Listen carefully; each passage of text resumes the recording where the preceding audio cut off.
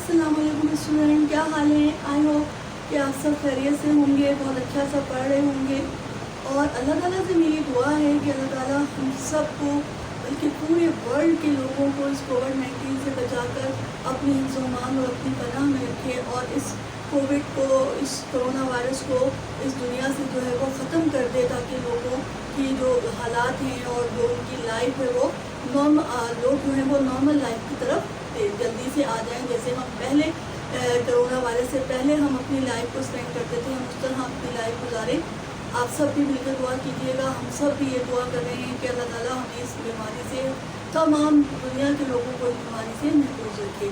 बच्चों, जैसा कि आपको पता है कि हमारा टॉपिक चल रहा है प्रोपोर्शन। प्रोपोर्शन के बारे में हम अपनी पिछली क्लास में अच्छी तरह पढ़ चुके हैं, समझ चुके हैं कि प्रोपोर्शन क्या होता है। प्रोपोर्शन 2 टाइप्स की होती है। पहला क्या है, डायरेक्ट प्रोपोर्शन, और दूसरी है इनवर्स प्रोपोर्शन। यानी प्रोपोर्शन 2 टाइप की होती है, डायरेक्ट प्रोपोर्शन या डायरेक्ट वेरिएशन एक ही बात है, इनवर्स प्रोपोर्शन या इनवर्स वेरिएशन। डायरेक्ट प्रोपोर्शन के बारे में मैंने अपनी पिछली क्लास में आपको बहुत डिटेल से समझाया था, और डायरेक्ट वेरिएशन से रिलेटेड जो है रियल लाइफ प्रॉब्लम्स को हमने सॉल्व भी किया था। क्या होती है डायरेक्ट प्रोपोर्शन, थोड़ा सा रिपीट कर लेते हैं कि अगर एक क्वांटिटी इंक्रीज़ होती है तो दूसरी भी इंक्रीज़ हो जाती है, अगर एक क्वांटिटी डिक्रीज़ होती है तो दूसरी भी डिक्रीज़ हो जाती है सेम रेशो के साथ। अब आते हैं हम अपने टॉपिक इनवर्स प्रोपोर्शन की तरफ। अरे इनवर्स प्रोपोर्शन क्या है भाई? डायरेक्ट प्रोपोर्शन में तो हमने पढ़ा था कि एक क्वांटिटी इंक्रीज़ होती है दूसरी भी इंक्रीज़ हो जाती है, एक डिक्रीज़ होती है दूसरी भी डिक्रीज़ हो जाती है सेम रेशो के साथ। तो अब ये इनवर्स प्रोपोर्शन क्या है? क्या ये इसका अपोजिट है? जैसा कि इसके नाम से जाहिर है, क्या ये प्रोपोर्शन इसके बिल्कुल अपोजिट है? चलो अब बच्चों देखते हैं कि डेफिनेशन क्या कहती है। डेफिनेशन है when 2 quantities are related in such a way that if one quantity increases in a given ratio the other decreases in the same ratio। दोबारा रिपीट कर देती हूँ, when 2 quantities are related in such a way that if one quantity increases in given ratio the other decreases in the same ratio। यानी अगर हमारे पास 2 quantities हैं और दोनों क्वांटिटीज़ आपस में रिलेटेड है किसी दी हुई रेशो के, तो एक क्वांटिटी इंक्रीज होती है तो दूसरी डिक्रीज हो जाती है। ठीक है, एक क्वांटिटी अगर इंक्रीज होती है दूसरी डिक्रीज हो जाती है, अगर एक क्वांटिटी डिक्रीज होती है तो दूसरी इंक्रीज हो जाती है। ठीक है, इसको हम एक एग्जांपल्स के जरिए, एक एग्जांपल के लिए समझते हैं कि भाई ये डेफिनेशन क्या कह रही है। इनवर्स है, डायरेक्ट से बिल्कुल अपोजिट है। 2 क्वांटिटीज़ है हमारे पास, दोनों क्वांटिटी आपस में रिलेटेड है सेम रेशो के साथ। एक इंक्रीज होती है तो दूसरी डिक्रीज हो जाती है, अगर एक डिक्रीज होती है तो दूसरी इंक्रीज हो जाती है। ठीक है, अब मेरे पास जो है ये एक टेबल है, एक टेबल बना लेते हैं हम।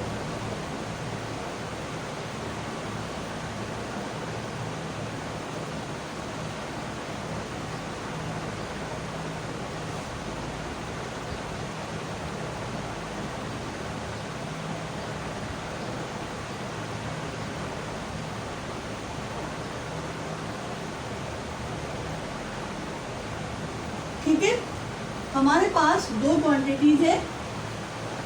एक क्वांटिटी है हमारे पास ये, इसको हम कह देते हैं x और इसको हम कह देते हैं y। अब मेरे पास 2 लोग हैं, यानी 2 पर्सन हैं और वो कोई एक काम कर रहे हैं। ठीक है, 2 लोग हैं और कोई एक काम कर रहे हैं। सपोज हम कर लेते हैं कि ये हमारा रूम है और इस रूम में पेंट करना है, तो वो पेंट जो है 2 लोग वो पेंट कितने दिन में करेंगे, कितने टाइम में करेंगे? 40 आवर्स में करेंगे। यानी टाइम हमारा क्या है, आवर्स में है कि 2 लोग हैं और वो कोई एक काम कर रहे हैं और वो काम कितने टाइम में करेंगे? 40 आवर्स में करेंगे। ठीक है, ये 2 क्वांटिटीज़ है मेरे पास। एक क्या है, नंबर ऑफ पर्सन, और दूसरी क्या है, टाइम है। और टाइम किसमें है, आवर्स में है। अब इस क्वांटिटी को हम x मान लेते हैं, दूसरी क्वांटिटी को y मान लेते हैं। अब मेरे पास देखो बच्चों कि 2 लोग हैं, वो कोई काम कर रहे हैं। काम क्या कर रहे हैं, हम सपोज कर लेते हैं कि ये जो हमारा रूम है इसमें पेंट करना है। अब वो 2 लोग इस पूरे रूम में जो पेंट करेंगे वो 40 आवर्स में करेंगे। अब मुझे तो जल्दी काम चाहिए, मैं कह रहा हूँ कि भाई इतनी देर में तो नहीं है, मुझे थोड़ा जल्दी काम चाहिए, तो क्या होगा,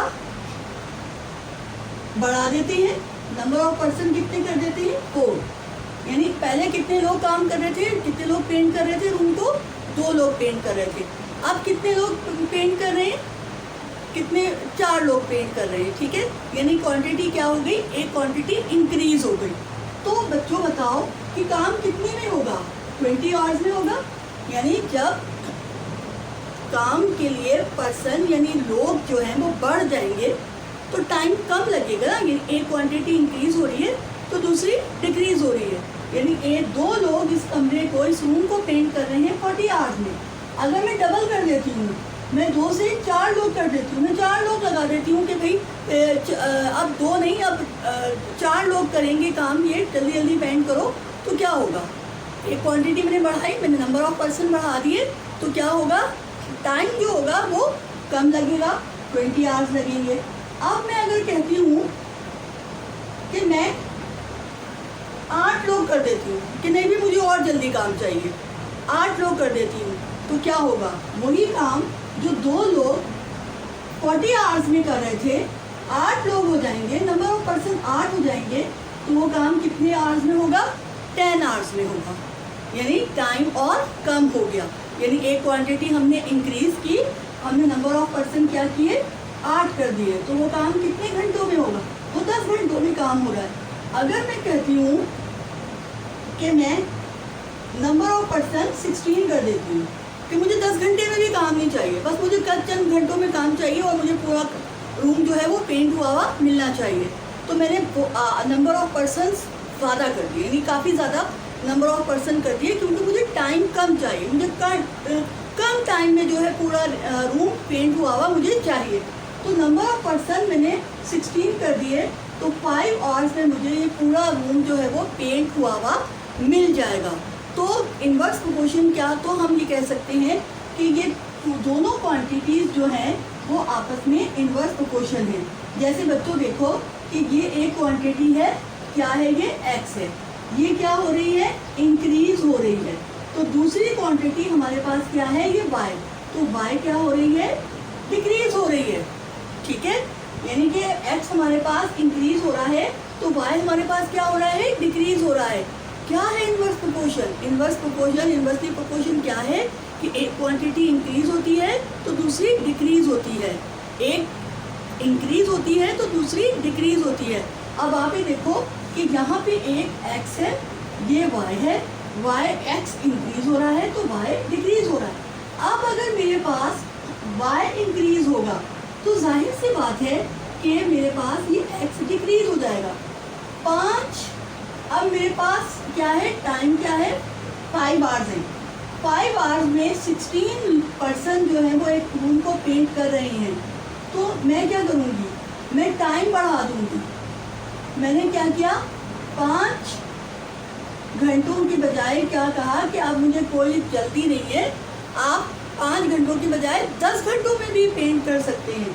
तो वही काम क्या होगा, ये 16 लोगों की बजाय 8 लोग करेंगे, यानी वो कम लोग, अब टाइम ज़्यादा है तो कम लोग काम कर सकते हैं, टाइम की वो नहीं है। तो जब यहाँ देखो, अगर मैं कहूँ कि नहीं भाई और टाइम ले लो, तुम लोग 20 घंटों में रूम पेंट कर दो, तो वो 4 लोग भी कर लेंगे। यहाँ पे देखो कि ये y जब हमारे पास इंक्रीज हो रहा है तो क्या हो रहा है, नंबर ऑफ पर्सन कम हो रहे हैं। जब मेरे पास क्या था, नंबर ऑफ पर्सन इंक्रीज हो रहे थे, यानी x इंक्रीज हो रहा था तो y मेरे पास डिक्रीज हो रहा था। एक क्वांटिटी इंक्रीज होती है तो दूसरी डिक्रीज होती है, फिर अगर ये क्वांटिटी इंक्रीज हो रही है तो फिर ये डिक्रीज हो रही है, ठीक है। समझ में आया आपको। अब हम कुछ डेली लाइफ से एग्जांपल ले लेते हैं कि हमारी डेली लाइफ जो है वो क्या कहती है, हमारी डेली लाइफ में क्या एग्जांपल्स इन्वर्स वेरिएशन की या इन्वर्स प्रोपोर्शन की क्या एग्जांपल्स हो सकती हैं। बच्चों आप भी सोचो, बहुत सारी एग्जांपल्स जो है वो हमें अपनी डेली लाइफ में मिलती है। फॉर एग्जांपल, पहली एग्जांपल है मेरे पास, क्या हो जाएगा,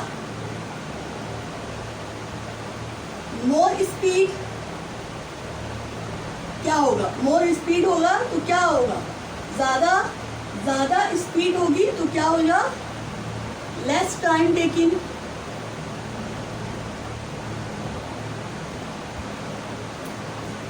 ज़्यादा स्पीड से अगर आप जाएंगे तो टाइम कम लगेगा। ठीक है, अगर आपको कहीं जाना है और आप जो है चल के जा रहे हैं, वॉक कर रहे हैं, चल के जा रहे हैं, और फिर अगर आप गाड़ी में जा रहे हैं, उससे आप स्पीड को कंट्रोल कर रहे हैं, तो क्या होगा, अगर आपकी स्पीड ज़्यादा होगी तो टाइम कम लगेगा। अगर आपकी स्पीड लेस हो, लेस स्पीड हो, तो क्या हो जाएगा, more time taking.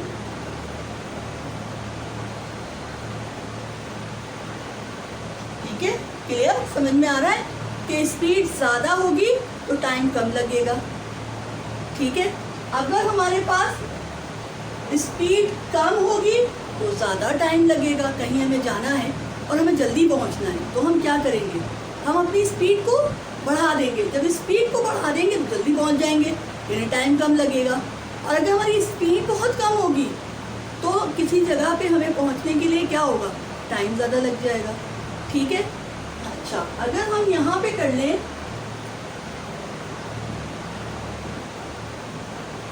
More time, तो हमारे पास क्या होगा, लेस वर्कर्स रिक्वायर्ड। ठीक है, अगर हमारे पास ज़्यादा काम है, आप क्या है कि कंस्ट्रक्शन हो रही है, कहीं कहीं कंस्ट्रक्शन हो रही है, प्लास्टर करना है, तो ज़्यादा टाइम है हमारे पास, हमें कोई मसला नहीं है भाई, कितने भी महीनों में, साल में हो जाए कंस्ट्रक्शन, हमें कोई प्रॉब्लम नहीं है। तो वो कम जो लेबर होंगे वो भी काम करते रहेंगे अपना, यानी कि हमारे पास ज़्यादा टाइम होगा तो हमारे पास वर्कर जो होंगे वो कम रिक्वायर्ड होंगे। लेकिन अगर इसी तरह हमारे पास लेस टाइम हो, ठीक है, तो हमें क्या होगा, मोर वर्कर्स रिक्वायर्ड होंगे।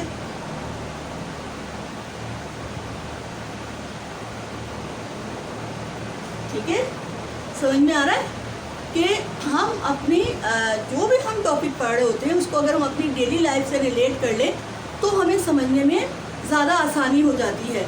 और इन्वर्स वेरिएशन की एग्जांपल हमें डेली लाइफ में बहुत अच्छे से मिल जाती है, और बहुत सादा सी एग्जांपल है कि अगर हमारी स्पीड कम होगी तो टाइम ज़्यादा लगेगा, अगर हमारी स्पीड जो है वो ज़्यादा होगी तो टाइम कम लगेगा, स्पीड कम होगी तो आप यहाँ देखो, ज़्यादा स्पीड होगी तो कम टाइम लगेगा, और कम स्पीड होगी तो ज़्यादा टाइम लगेगा।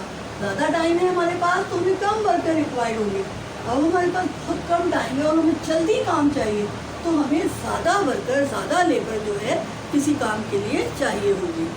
अब बच्चों आते हैं हम इस तरफ कि पेपर में जो है वो जो क्वेश्चन आते हैं या पेपर में जो प्रॉब्लम आते हैं वो किस तरीके से आते हैं। बच्चों देखो, जो भी पेपर में प्रॉब्लम आती है उसमें ये नहीं लिखा हुआ होता, ये मेंशन नहीं होता कि ये डायरेक्ट वेरिएशन का प्रॉब्लम जो आपको दिया हुआ है सॉल्व करने, या इन्वर्स वेरिएशन का जो है प्रॉब्लम दिया हुआ है। इसलिए बच्चों आपको खुद जज करना होता है। अगर आपका कॉन्सेप्ट क्लियर है, आपको पता है कि डायरेक्ट प्रोपोर्शन क्या होती है, इन्वर्स प्रोपोर्शन क्या होती है, तो आप खुद जज करोगे, खुद जज कर लोगे आसानी से कि ये हमसे क्या पूछा जा रहा है और ये किस प्रोपोर्शन का जो है प्रॉब्लम हमें सॉल्व करने दिया गया है। तो हम कुछ प्रॉब्लम सॉल्व करके देखते हैं कि पेपर में किस तरह के हमें क्वेश्चन आते हैं।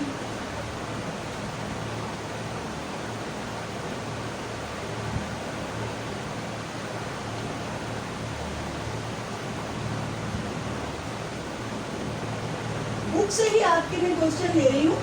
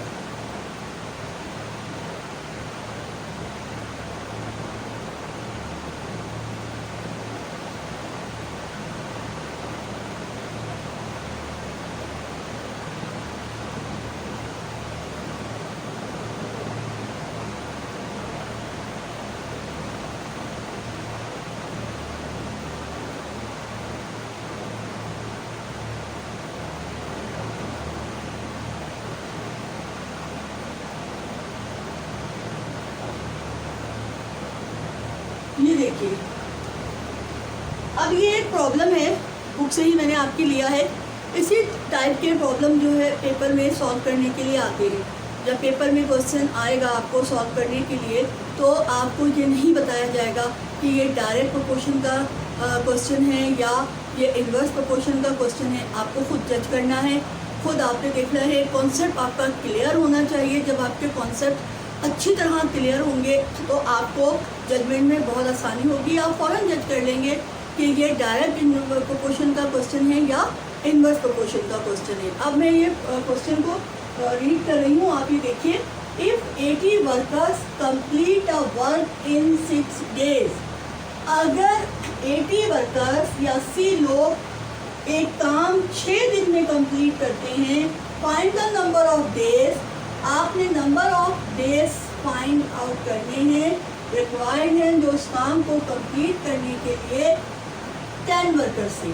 यानी आपको जो भी प्रॉब्लम दिया हुआ हो, आपने पहला काम ये करना है, यानी आपका पहला स्टेप ये है कि आपने उसमें से 2 क्वांटिटी तलाश करनी है जो कि आपस में रिलेटेड होती हैं, या वो डायरेक्ट प्रोपोर्शन की हैं या इन्वर्स प्रोपोर्शन की हैं। आपने 2 क्वांटिटी तलाश करनी है। अब यहाँ पे हमारे पास 2 क्वांटिटी क्या होंगी? एक होगी हमारे पास वर्कर और दूसरी होगी हमारे पास डेज। यानी आपने क्या करना है, सबसे पहले 2 क्वांटिटीज़ को फाइंड आउट करना है कि वो 2 कौन सी क्वांटिटीज़ हैं जो आपस में रिलेटेड हैं, इन्वर्सली प्रोपोर्शन से रिलेटेड हैं या डायरेक्टली प्रोपोर्शन से रिलेटेड है। अब यहाँ पे देखो कि अगर वर्कर्स मेरे पास 80 हैं, तो वो 80 वर्कर्स कितने दिन में काम कंप्लीट कर रहे हैं?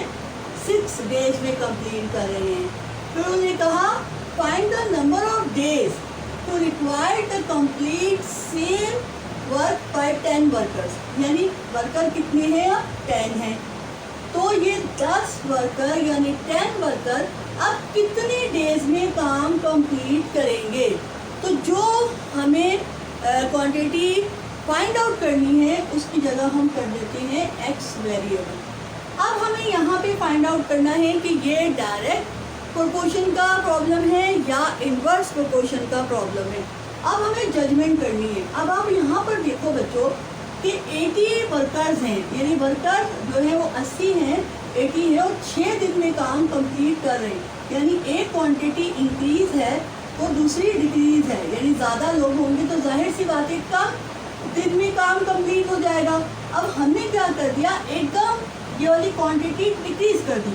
80 से हमने 10 लोग कर दिए, यानी 80 वर्कर से 10 वर्कर्स हो गए। अब जो काम 80 वर्कर मिल के कर रहे थे वो कम टाइम में हो रहा था। अब हमने वर्कर जो इतने सारे वर्कर थे उनको इतना सा कर दिया, 10 वर्कर हो गए, तो क्या होगा? दिन ज़्यादा हो जाएंगे। तो क्या हो जाएगा कि ये क्वांटिटी हमारे पास क्या हो रही है? डिक्रीज हो रही है। तो ऑब्वियसली जो ये क्वांटिटी है ये क्या हो जाएगी? इंक्रीज हो जाएगी। तो हमें इस तरह पता चला कि ये इन्वर्स प्रोपोर्शन का प्रॉब्लम है जो कि हमें दिया गया है। ठीक है, अब इसको देखो इक्वेशन बनाएंगे हम कैसे।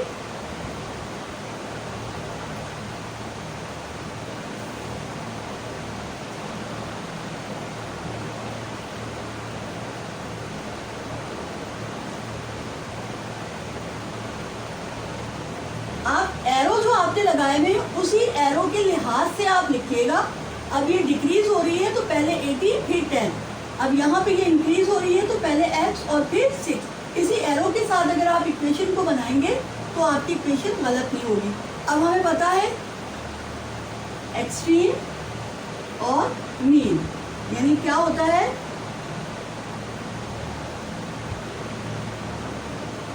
प्रोडक्ट ऑफ एक्सट्रीम बराबर होता है प्रोडक्ट ऑफ मीन के। अब आप यहाँ पे देख लीजिए 80 मल्टीप्लाई बाई 6 और 10 मल्टीप्लाई बाई x। ठीक है। अब हमें क्या मालूम करना है, एक्स आ गया बाहर, ठीक है। अब ये जो ये वाली क्वांटिटी ये ऐसे ही रहेगी।